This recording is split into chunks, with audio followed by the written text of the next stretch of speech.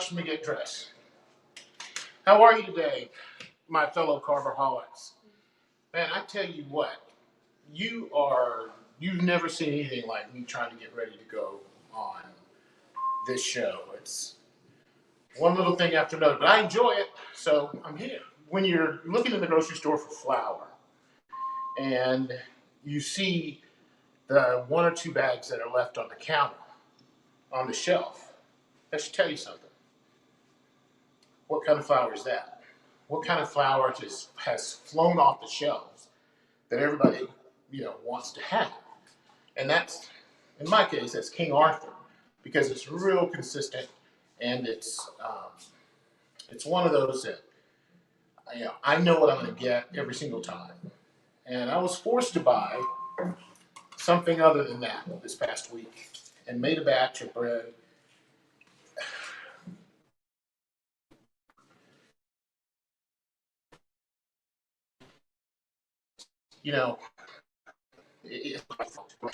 We'll talk more about that as we come along. So today we're going to make some Hoagie Rolls. These are the best. If you follow this recipe as it's written, these are the best rolls you're going to have. I hope you have decent flour to work with. And let me answer one more question before we move on.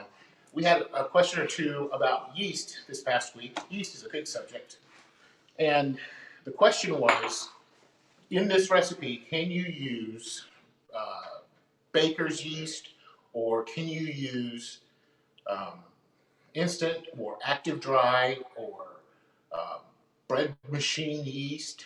Now, all yeast is doing the same thing. It's providing us with a way of leavening our bread. It's the CO2 that we're trying to get our hands on. Now, there's a quick rise yeast that's out there. I would avoid that at all cost. Quick rise yeast is designed to get you going, get your bread popping up, and then it loses its oomph somewhere, before the process is over. So the more you know about what your flour and your dough feels like, what it's telling you, you can recognize some of the problems that some different yeasts are gonna provide, introduce. There is no flavor profile particularly that's associated with any yeast, except your sourdough starter. You can control what the taste of your bread's going to look like or be like based on what you're doing with your sourdough starter. And some fresh yeast. And if you've never seen fresh yeast, it comes in a block, and you keep it in the freezer, and it's damp, and you slice off a piece of it that's in chunks.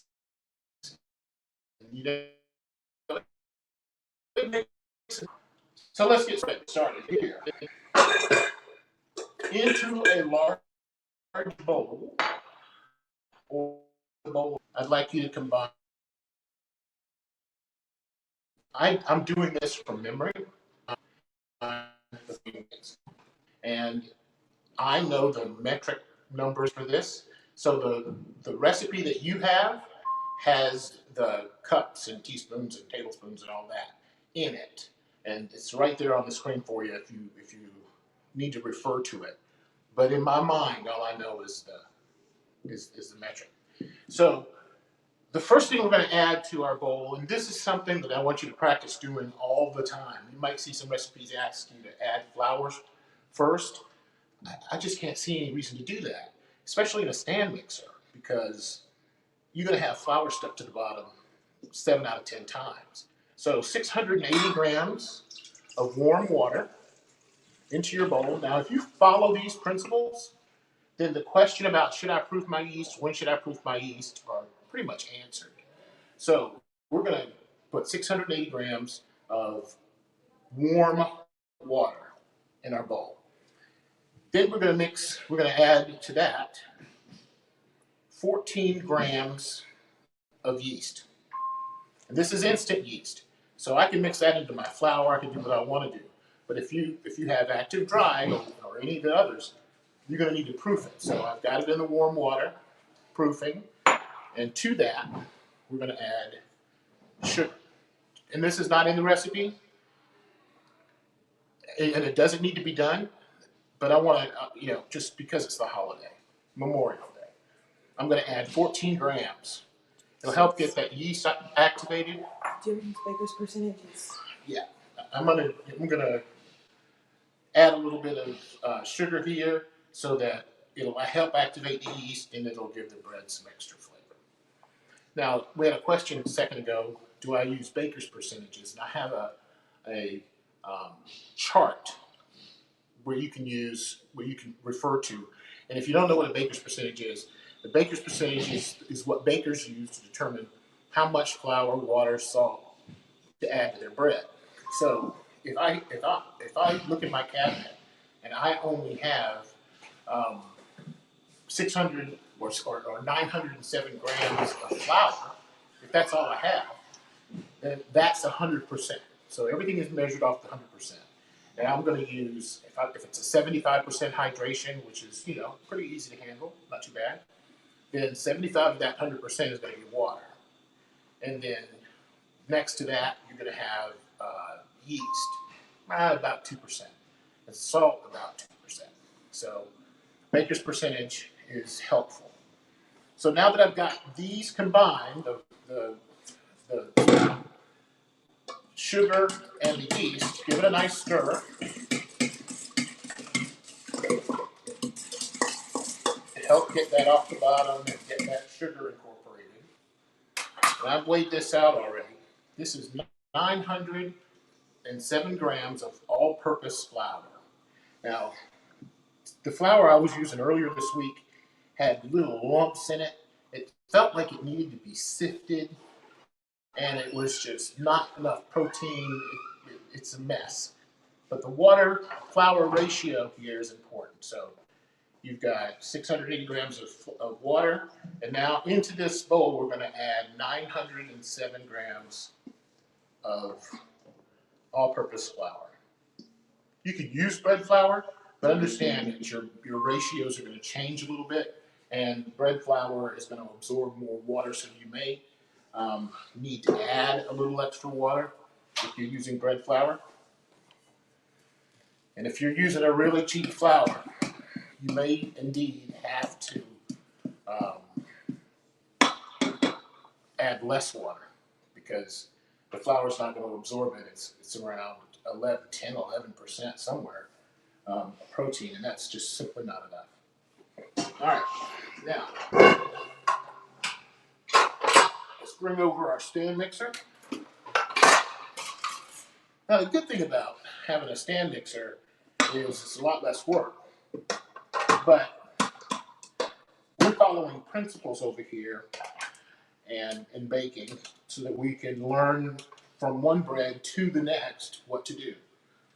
So we're going to follow the same kind of principles that you would use in sourdough bread baking. Typically in sourdough, you're not going to use a stand mixer. You're just going to use bowls. And I'm only using my stand mixer here to combine the flour and the water and everything else just until it's a shaggy mass. So give it a minute. Come on.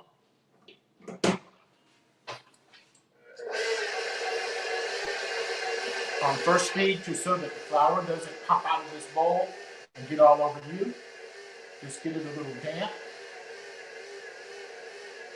And then we're going to go from here to second speed for about a minute and a half. Now, we're not trying to form gluten here.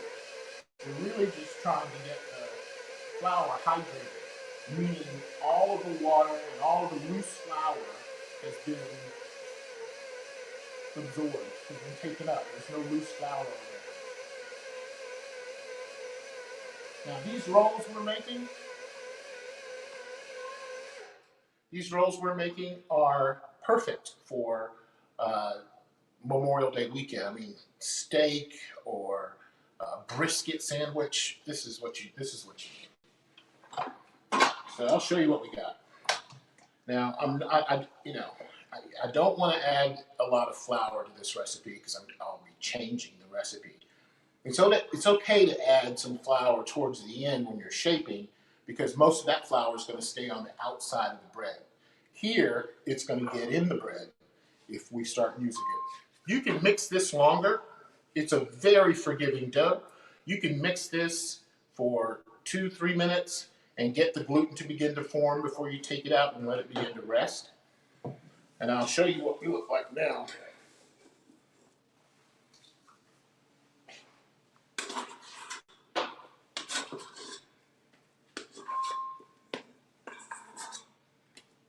Can you see that with that camera? So this is that dough. It's not a lot. It's absorbing water right now. But I am in something of a hurry. So I'm going to knead this a little bit.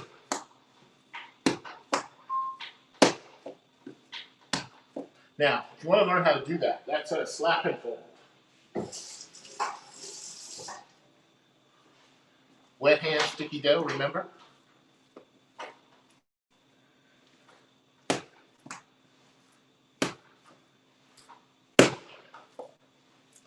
Slap, pull, and away.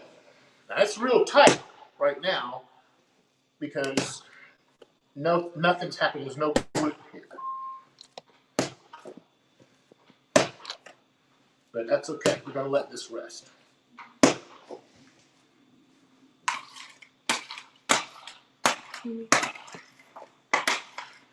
So, I don't want a smooth ball. I'm not trying to achieve that. Though if you were, you're welcome. So I'm going to grease the bowl that I took this out of. Yeah. And return this to it.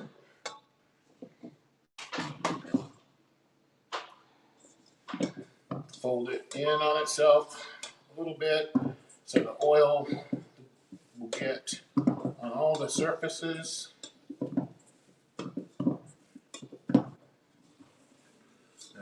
Flip it over. I'm going to cover that loosely with some saran wrap, and we'll go. Now, what you're going to do is you're going to let that rest for 30 minutes. After 30 minutes, do one set of stretching folds where you go around the bowl and you stretch it up just until it's starting to react, and fold it back onto the center. This is what you're going to do after 30 minutes. And then you're going to let it rest again. And then after 30 minutes, you're going to let it rest again. After that, stick it in the refrigerator for at least 2 hours. And you can leave it in there for 2 hours, or you can bring it out for, you can leave it in there for 24 hours, however long you want. Just close one of those doors on those.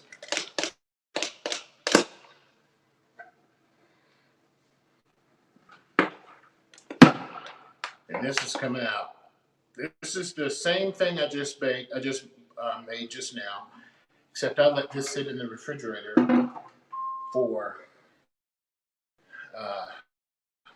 overnight. Now, if you have a scale, it'll come in handy because you can get these measured out equally. Give me a space over here to put my pre-shaped dough. And can't find anything.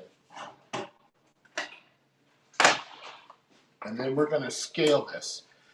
And that just means we're going to cut it to the size that we want. And in this case, on a scale, we're going to go to about 350 grams.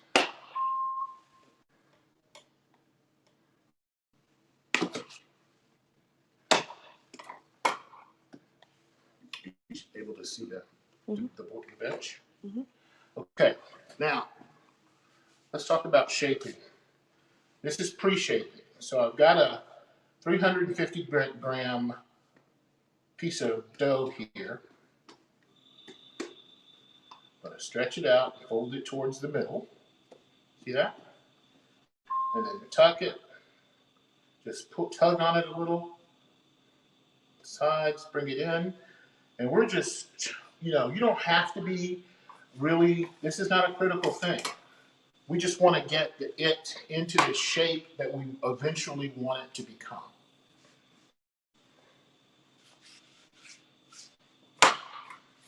This is a pre-shape.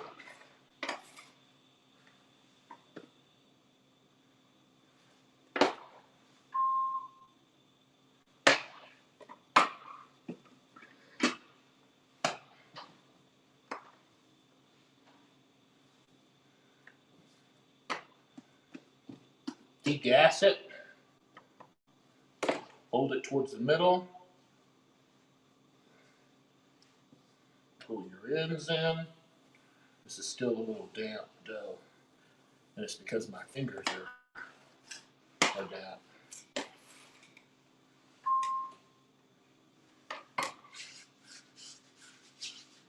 When you get this kind of dough stuck to your fingers, it's going to stick to the dough. So find a spot on your counter where you can clean your hands, and you clean your hands with flour here. I'm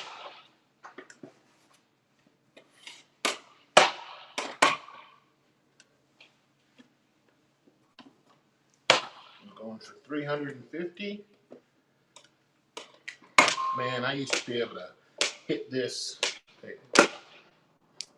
really hard. Exactly even. I'm just having a good old time today.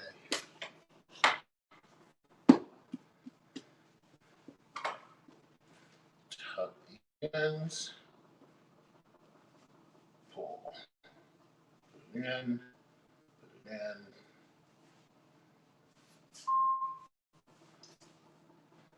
That's good enough. You should get 5 equal pieces out of this.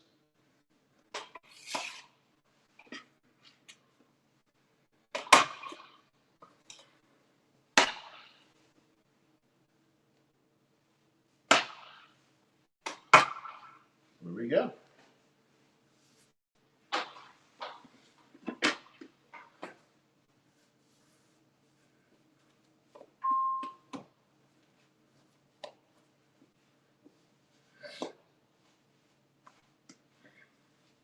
See how that's just rolled up, shaped into a little sausage, a little torpedo. And this should be, come on, wetness. This should be right at 350, 348. So we're going to take this on. Boy, this is some sticky stuff. And this is because this flour is suspect. Not the stuff I just used, but more of this. And that's a little one. I thought it weighed the same. So what you're going to do is you're going to let that sit and just relax for 5 minutes. And it's taken us 5 minutes to do all of those. So just start from the beginning and go back through. And you're in good shape. Now, I use a mold to form these. You don't have to. You can use a piece of parchment paper on a cookie sheet like this. You can use a baker's couche, which is what this is. You lay these out, you flour it, and then you tuck between them. You put your bread between them all the way through, and that keeps them. This is what you will do with baguettes, but we're not doing baguettes, but we're going to behave like we're doing baguettes so we can get our practice in. So this is what I'm going to use. And these are, you can find these on Amazon, and I'll have a link to this on our YouTube page. This is a silicone Hoagie roll mold. And they make them for hamburger buns and all kinds. Usually, you don't have to put anything in there to keep it from sticking. But I'm old school, and I don't trust this newfangled silicone. So I always put a little semolina flour down here. You see that?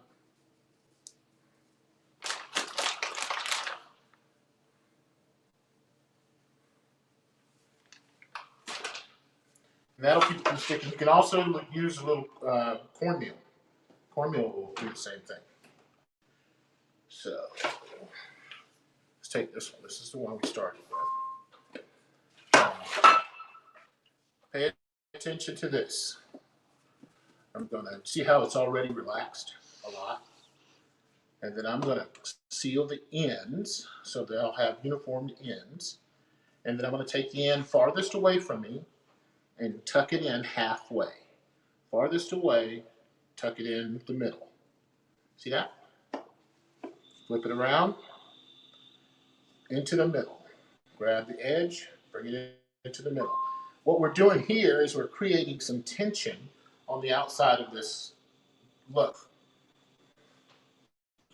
From the outside to the all the way to the other side and seal it. Would rice flour also work? Rice flour will work great in here. Anything that's not terribly absorbent. Now, you'll see chefs do this all the way through, and that's fine. It's a good practice, especially when doing baguettes. Now, you're not putting a lot of tension on it, but you've got a nice form here. And it's going to create tension based on how you're shaping it. I'm going to tap this down in the middle,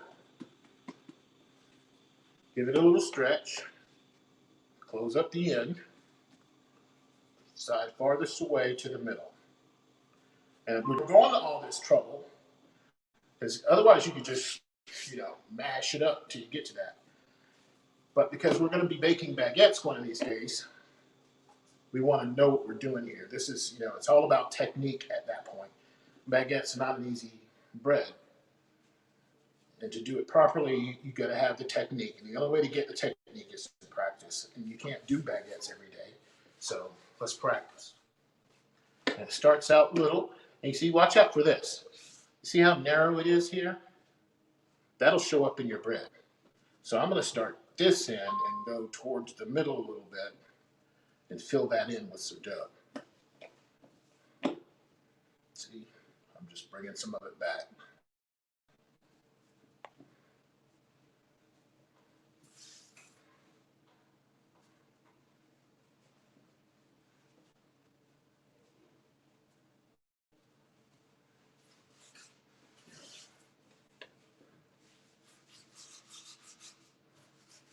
I'm not rolling this. I'm just using the counter, the friction from the counter, to set it up.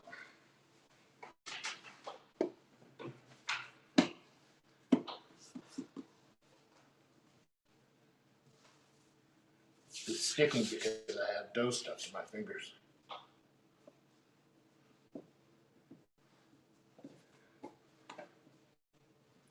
Into the middle. And then all the way over to the opposite side.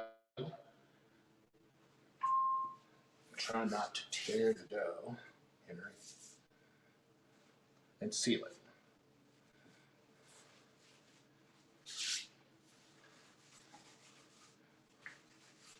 See that?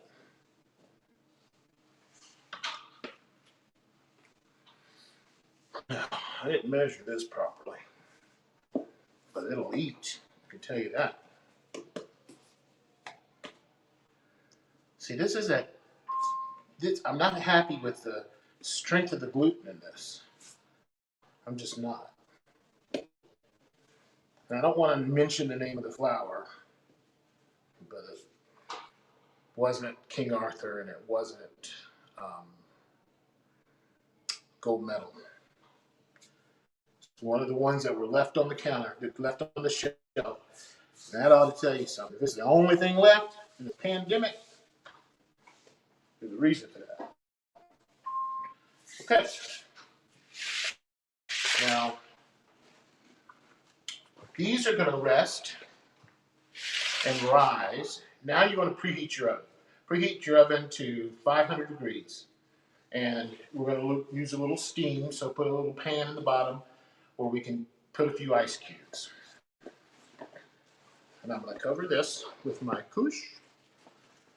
Set it in a warm place for it to rise.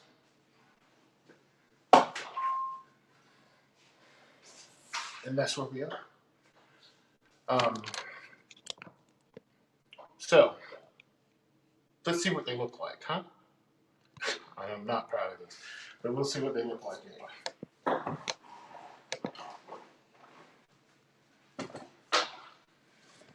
These I made this morning. These are nice. I wish I had my knife over here. Let's take a look.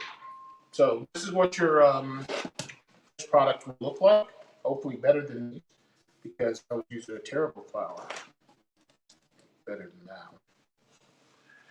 So that's going to sit on the counter for about an hour. Proof. And when it's done proofing, then you put them in the oven for 22 minutes at 500 degrees. Take it out, and it'll be done. You tap on the bottom. It should sound hollow when you tap on the bottom. And it should read 200 degrees, 197, 200 degrees interior temperature. So that's that for that. But I wanted to show you what I did with a piece of sourdough that was a really young starter. Terribly young starter. But it still worked out.